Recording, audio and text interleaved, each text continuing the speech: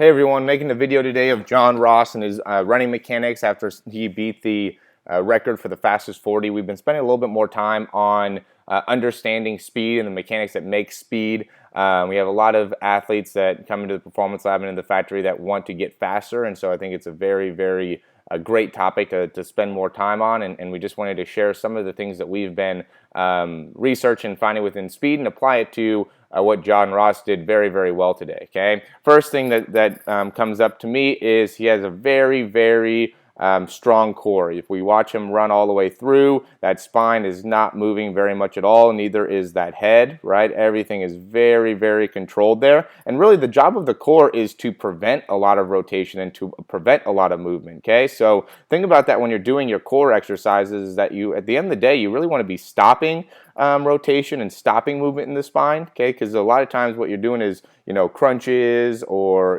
different types of maybe like mountain climbers, things like that. It ends up putting more movement in the spine, not less movement in the spine. Okay, so he has a very strong core because his spine is not moving and his head's also not moving almost at all during the whole duration of his run. Okay, another important part that I wanted to talk about is that his spine angle. There's a lot of different ideas about what that spine angle could be. I don't necessarily think that there's one specific spine angle that you need. What you just need to be able to do is get into full extension in the hip or bringing that leg back, and also full flexion of the hip, which is bringing that leg up and through. Okay, and he has a very good job, a very good capability of doing both here. And it's all based off of kind of that hip angle. So if your hip angle is a little bit more kind of pointed down, then that will affect where your spine is. You're going to end up probably leaning a little bit more forward, while if your pelvis is more the opposite way, then you're going to end up needing to be a little bit more upright. But important thing to think about if you're running,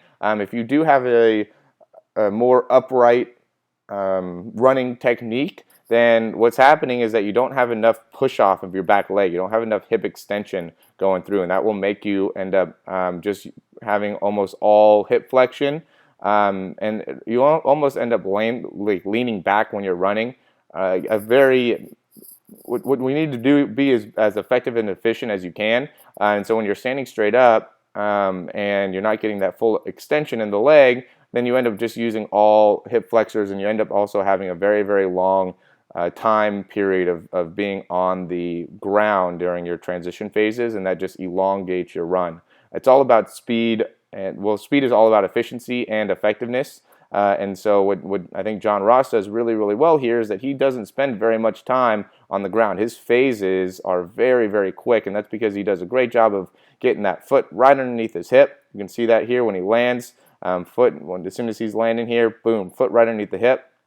Okay, and then it just takes him a second before he's pushing off the ground again, and on his right leg he's super effective. And one thing I wanted to show everybody too is look at how strong those hamstrings are. I mean, the hamstrings are actually bulging out as you're watching them go through the run. I mean, so in terms of development, you've got to have a strong posterior chain. In order to run fast, you've got to have a strong posterior chain. In order to be running fast, you can't be standing straight up. Okay, the other idea is if you're leaning too far forward and your legs are getting too far behind you, you're not going to get enough hip flexion. Okay, one of the big reasons why you're not getting enough hip flexion is because when you push off, you're leaving that foot too far behind you, rather than watch when he pushes off, he gets that heel right up to his butt. Okay, a lot of times what will happen is people will just push off here, and then in about this area, then they start to just try to bring their knee through rather than to continue to bring that heel up to the butt. Okay, so that's an important thing to be thinking about as you're running, is push off and bring that heel to your butt, and then from that position, then you bring